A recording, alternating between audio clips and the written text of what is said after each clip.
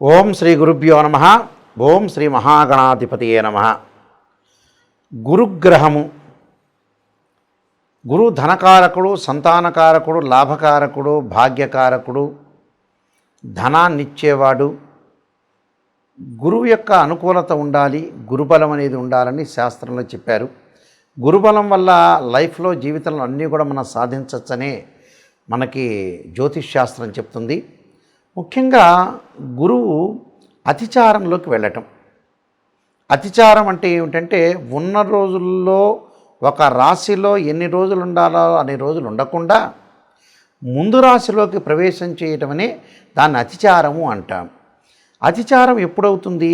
October 18వ తారీఖున పునరస్సు నక్షత్రము 4వ పాదంలో రాత్రి 7:47 గురువు కర్కాటక రాశిలోకి ప్రవేశిస్తాడు. ప్రవేశించి 45 రోజుల పాటు కర్కాటక రాశిలో సంచారం చేసి డిసెంబర్ 5వ తారీఖు పునరస్సు నక్షత్రం 3వ పాదంలోకి సాయంత్రం పూట 5:25 మిథున రాశిలోకి తిరిగి మిథున రాశిలోకి వెళ్ళిపోతాడు. దీన్ని అతిచారము అంటారు. అతిచారం అంటే ఏంటంటే ఉన్న రోజుల్లో ఏదైతే రాశి నుంచి ఉంటాడో ఆ రాశిలో ఉండకుండా ఉన్న రోజులు ముందు రాశిలోకి తొందరగా ప్రవేశం చేయటంతో దాన్ని అతిచారం అంటారు. ఇది 45 రోజుల పాటు కర్కాటక రాశిలో గురువు యొక్క సంచారం అని జరుగుతుంది. వీళ్ళందరికీ కూడా ద్వాదశ రాశులు అన్న వాళ్ళందరికీ కూడా ఏ విధంగా ఉంటుందో, బృహస్పతి అంటే దేవగురువైన బృహస్పతి యొక్క ఫలితం ఏ విధంగా ఉందో ఒకసారి తెలుసుకుందాం. వృశ్చిక రాశి వాళ్ళకి అక్టోబర్ 18 నుంచి అతిచారం, గురువు ఏదైతే అతిచార సంచారం వల్ల ఏ విధంగా ఉండబోతుంది అని చూస్తుంటే, భాగ్యస్థానంలో గురువు యొక్క సంచారం. భాగ్యస్థానంలో గురువు చాలా మైలు చేస్తాడని అర్థం శాస్త్ర ప్రకారంగా. భూములు, గృహాలు కొనుగోలు ప్రయత్నం అనుకూలించటం, బంధుమిత్రులతో అనుకూలంగా కలిగే అవకాశాలు, నూతన వ్యాపార ప్రయత్నాలు, వ్యాపార భాగస్వామ్యం బాగా కలిసి రావటం, ముష్టాన్న భోజన వస్తువులు కలిగే అవకాశాలు, విలువైన ఆభరణాలు కొనుగోలు చేయటం, శుచిగల వస్త్రం కూడా ధరించే అవకాశాలు, సంఘమునందు గౌరవము, స్థిరాస్తి అభివృద్ధి కలగటం, స్త్రీ సౌఖ్యము, నూతన వాహనాలు కొనుగోలు చేసే అవకాశాలు, సుఖాన్ని, భోగాన్ని, సౌఖ్యాన్ని అనుభవించే అవకాశాలు, భోగభాగ్యాలు కలిగే అవకాశాలు, కులాచారంలో పాటింపులు పండే అవకాశాలు ఎక్కువ ఉంటాయి. అంటే కులాచారంలో కూడా కొన్ని పాటించే అవకాశాలు ఎక్కువగా ఉంటాయి. నూతన వ్యాపారాలు ప్రయత్నాలు సఫలీకృతం అవుతాయి. భాగస్వామ్య వ్యాపారం బాగా కలిసి వచ్చే అవకాశాలు ఎక్కువ ఉంటాయి. మంచి వస్త్రాలు, మంచి వస్తువులు కొనుగోలు చేయడం, లగ్జరీ వాహనాల్లో తిరిగే అవకాశాలు ఎక్కువ ఉంటాయి. అంటే అర్ధంచ స్వకులాచార గృహలాభ సుభోజన అంటారు. అంటే సుఖంగా భోజనం చేయటము, ధనలాభము, కులాచారాలు వాళ్ళకి ఏదైతే కులం ఉంటుందో వాళ్ళ కులాచారాలను పాటించడం, శ్రద్ధ, గృహలాభాలు, గృహ నిర్మాణాలు, అలానే వ్యాపార రంగంలో అనుకూలంగా ఉండటం, ఇళ్ల నిర్మాణం చేపట్టే అవకాశాలు, సమయానికి భోజనం లభించే అవకాశాలు, స్త్రీ సౌఖ్యం కలిగే అవకాశాలు ఖచ్చితంగా ఉంటాయి. అంటే వవిద్యార్థులకు కూడా అనుకూలమైన కాలం. విదేశాలకు వెళ్ళే అవకాశాలు బాగా ఎక్కువ ఉంటాయి. ఆర్థిక పరంగా లాభాలు పుంజుకుంటారు. ఆకస్మికంగా ధనలాభాలు, మొండి బాకీలు వసూలయ్యే అవకాశాలు ఎక్కువ ఉంటాయి. విద్యార్థులకు కూడా విదేశాల్లో సీట్లు లభించే అవకాశాలు ఎక్కువ ఉంటాయి. స్త్రీలు ఉన్నతమైన అభిప్రాయాలకి ముందుకు వెళ్ళాలని ఆలోచన చేస్తుంటారు. కాబట్టి గురువు వల్ల చాలా భాగ్యస్థానంలో గురువు ఉండటం వల్ల చాలా మేలు కలిగే అవకాశాలు ఉంటాయి. ఎందుకంటే ద్వితీయాధిపతి పంచమాధిపతి నవమ స్థానంలో ఉండటం చాలా మంచిది.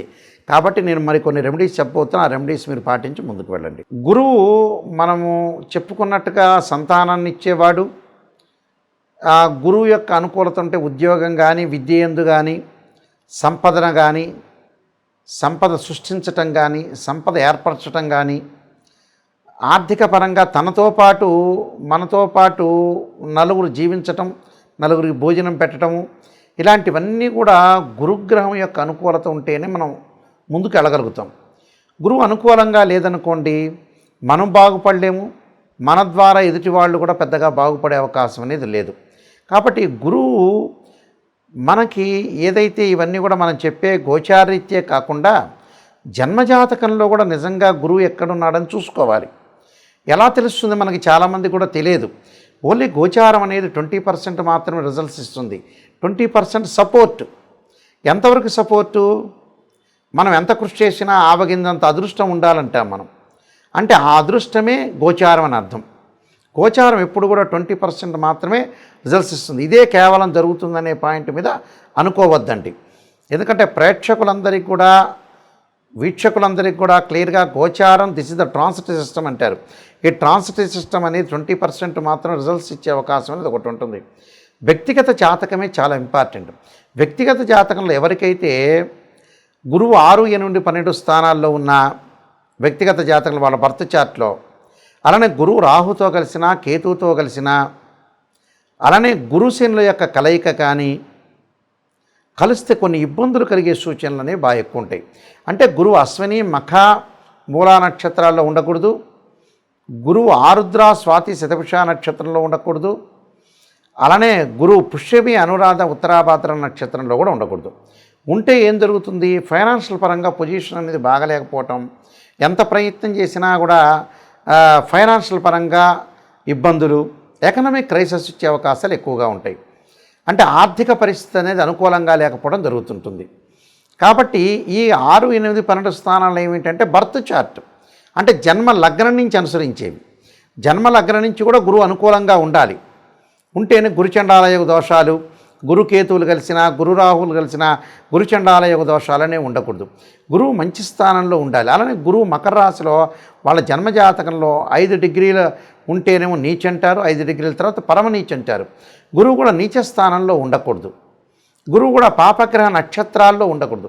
పాపగ్రహ నక్షత్రాలు అంటే పాపగ్రహ నక్షత్రాలు కాదు. గురువు రాహు నక్షత్రంలో కానీ, కేతు నక్షత్రంలో, శని నక్షత్రంలో కానీ ఉండకూడదు. ఉంటే ఏంటంటే ఫైనాన్షియల్ పరంగా డెవలప్మెంట్ అనేది అయ్యే అవకాశం అనేది ఉండదు. కాబట్టి ఇక్కడ ఉండదు. కాబట్టి మనం గురువు ఎలా ఉన్నాడు బర్త్ చార్ట్లో చూడాలి. అది ఫస్ట్ పాయింట్. సెకండ్ పాయింట్ వచ్చేటప్పుడు నేను చెప్పేదంటే గోచారరీత్యా గురువు. గోచారరీత్యా గురువు చాలామంది కూడా చెబుతుంటారు, ఎక్కడ పడితే అక్కడ ఉంటే గురువు బాగుంటున్నాడు అని చెబుతారు. నెగిటివ్లో ఎప్పుడూ కూడా నిజాన్ని తెలుసుకోవడం చాలా ఇంపార్టెంట్. అబద్ధపు ముసుగులో ఎప్పుడూ కూడా జీవించకూడదు. నెగిటివ్ చెప్పినా, ఒక ఆస్ట్రాలజర్ నెగిటివ్ చెప్పినా దాన్ని తీసుకోవాలి. దానికి ఒక పరిష్కార మార్గాలు ఉంటాయి. ఆందోళన చెందాల్సిన పని లేదు. ప్రతిదానికి కూడా ఒక సొల్యూషన్ అనేది ఉంటుంది. గోచారీత్యా మూల సూత్రం ఏం చెప్పారు? ఏదైతే రాశి నుంచి, ఏదైతే రాశి వాళ్ళు ఉంటారో ఆ రాశి నుంచి 2, 5, 7, 9, 11 స్థానాల్లో ఉంటే గోచారీత్యా గురువు మంచి చేస్తాడు, 20% సపోర్ట్ ఉంటాడు అని శాస్త్రం చెప్పబడింది. మిగతా స్థానాల్లో ఉంటే చెడ్డ చేస్తాడు. అలానే గోచారమే కాకుండా బర్త్ చార్ట్ను కూడా మనం పరిశీలన చేయాలి. గురుమారదశ ఆ లగ్నానికి మంచిదా కాదా? కొన్ని లగ్నాలకు గురుమారదశ అనేది అనుకూలంగా ఉండదు. కొన్ని లగ్నాలకు గురుమారదశ అనుకూలంగా ఉంటుంది. అలానే అంతర్దశలో ఎలా ఉంటుంది, సూక్ష్మదశలో ఎలా ఉంటుంది, ప్రాణదశలో ఎలా ఉంటుంది? బర్త్ చార్ట్లో జన్మలగ్నాన్ని చూస్తే, అంటే జన్మలగ్నాన్ని బట్టి బర్త్ చార్ట్ నుంచి పరిశీలన చేయడానికి కొన్ని ప్రిన్సిపల్స్ ఉంటాయి. గోచారీత్యా ట్రాన్సిటివ్ సిస్టమ్ ప్రకారంగా గురువును పరిశీలన చేయడానికి కూడా కొన్ని ప్రిన్సిపల్స్ ఉంటాయి. ఆ రెండింటినీ కూడా మనం క్లబ్ చేసుకుని చూసుకోవాలి. అలాగే అందువల్లే పురాతన రోజుల్లో గురుబలం ఉందా అంటారు వివాహానికి వెళ్ళినప్పుడు. గురుబలం లేకపోతే మనం ఏది సాధించలేము. ఒక అమ్మాయి వివాహం చేయటానికి కానీ, ఒక ఇల్లు కొనటానికి కూడా డబ్బు అనేది అవసరం. ధనం మూలం మిదం జగత్ అంటారు. డబ్బు లేకపోతే ఏ పని చేయలేము.